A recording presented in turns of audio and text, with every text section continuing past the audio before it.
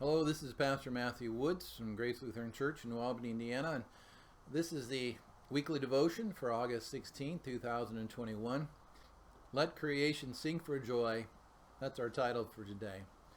Well, as you already know, Trish and I have recently gotten back from Alaska, and we didn't use a cruise line or any particular company like that, but we did use a company called Alaska Tour and Travel, which was nicknamed AT&T.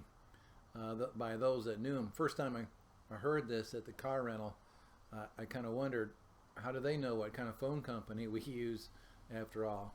But then a little slow, but I caught on eventually what they're referring to. We contacted AT&T and told them roughly where we wanted to go, and they set up an itinerary, and we kind of refined it a couple times, and then we were off. We managed to see amazing things because of that. And they were phenomenal, by the way, to work with if you ever have to go up there. If you're ever considering a trip like the one we did, they are worthwhile to seek out. But we managed to visit Kennecott, where we walked on glaciers. We managed to see some amazing things at the Kennecott, the old copper mine there. We'd like to go back and do some of the other hikes that are available. We went to Fairbanks after that and flew up to Weissman. Found out that Weissman was the same place that Doc Boone and Lynn Boone went and conducted their vacation Bible school. And it turns out the fella who guided us on that tour, Jack, his mother June, was the one who worked with the Boones from our church. Small world. Anyway, we went up to Coldfoot, landed there, and we went up to Weissman. Then we traveled from Fairbanks down to Denali and saw some amazing things. Did some whitewater rafting. Sorry, we don't have any pictures of that. Having a phone in the water, not a good combination. So we didn't take pictures there. But we did take pictures of Denali and the mountain.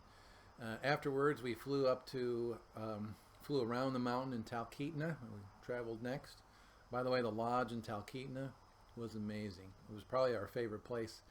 Had a view of Denali right in our front window. It was incredible. And so we were in Talkeetna, saw that flight, ended up down in Seward after that as we traveled south, and there we took a boat around in the fjords, and we did some whale watching and saw some amazing creatures, of course, whales and mountain goats and all kinds of things. The whole time we were in Alaska, this is what I'm getting to today, I had an overriding emotion that was part of everywhere we went. With that emotion was a deep sense of gratitude and humility. Everywhere we looked, we saw grandeur, we saw things we'd never seen before, but beauty beyond measure. The scale of everything was beyond anything I could have imagined. I couldn't have absorbed all of the things in my head. Even there was so much of it. When you were there, I couldn't stop looking around. In conversation with Shay, our guide, who was on the Root Glacier in Kennecott, we talked about the beauty of heaven just a little bit. And I remember she said, "If I hope it's as beautiful as the Wrangell Mountains."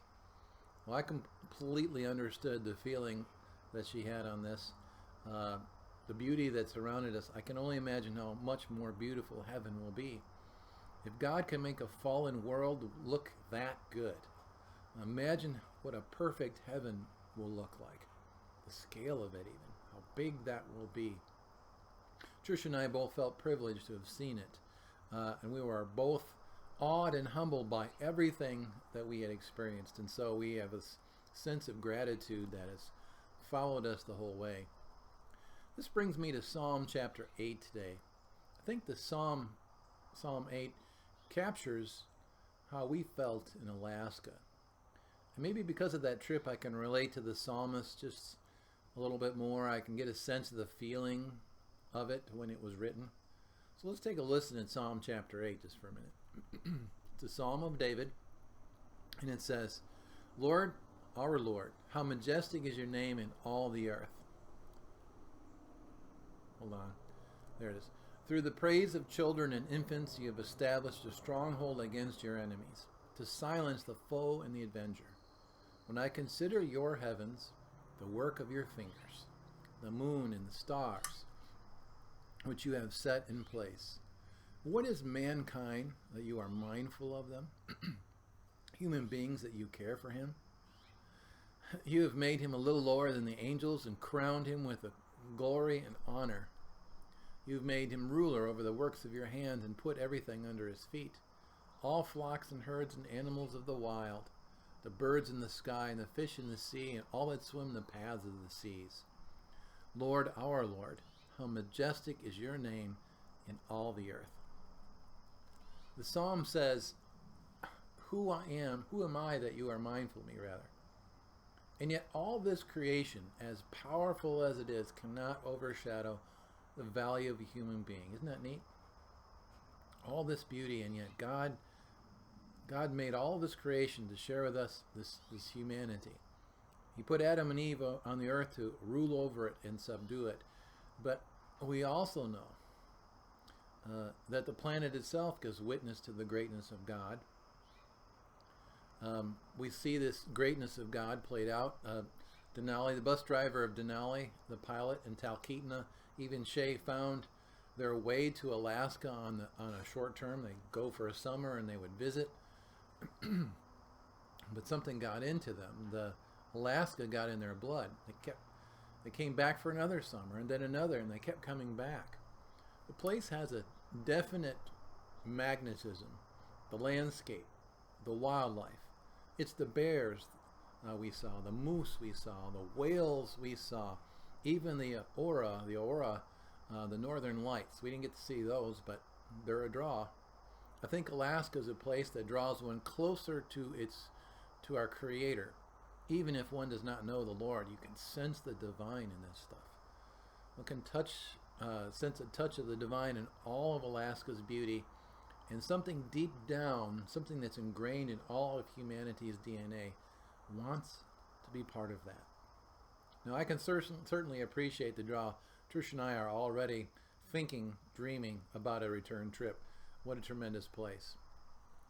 But yet, isn't this the tone of Psalm 8? To get a taste of it and want to go back, want to know more. It's a sense of gratitude. The psalmist looks around at the birds and the animals, the grandeur of it all, and breaks out in praise to God. This is how I felt. This is how Trish felt on our trip to Alaska. We have a much deeper appreciation for our Lord in the whole new way, believe me. But the psalm does one other thing. It invites us to look around where we are, to the trees, to the wildlife. Just before I shot this video, I saw turkeys out there. The spring flowers, the sunny days, the colorful leaves in the fall, the butterflies, the perfect days, the rainy days, the hummingbirds, the creativity of God.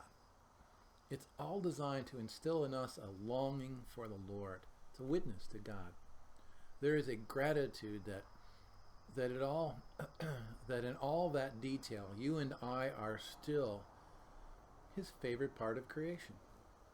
One can only imagine what the Lord is making for us in heaven, for us to see, for us to experience, for us to share.